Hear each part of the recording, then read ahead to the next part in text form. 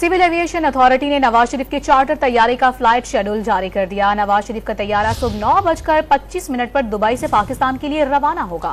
मजीद जानते हैं don news के नुमाइंदे सैयद वसीम से। वसीम बताएगा, शेड्यूल जारी किया गया है, क्या मालूमात है शेड्यूल की?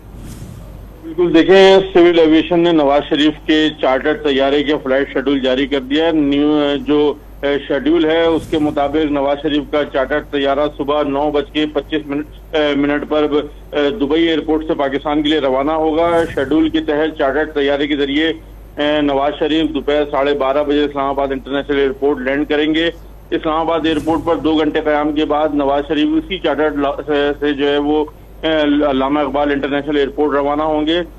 तैयारा इस्लामाबाद से रवानगी के बाद लाहौर एयरपोर्ट से 3 बजे सपहर जो है वो लैंड करेगा लाहौर एयरपोर्ट से, जहां पे नवाज शरीफ के दुबई के निजी एयरलाइन से चार्टर तैयारे की खिदमत हासिल की गई हैं। नवाज शरीफ बोइंग 737 चार्टर प्रवास के तहत पाकिस्तान पहुंचेंगे। बोइंग तैयारा नवाज शरीफ को लाहौर एयरपोर्ट उतारने के बाद कल ही दिन 4:15 बजे फेरी फ्लाइट के तहत खाली दुबई रवाना होगा। जी वसीम, बहुत शुक्रिया आपका।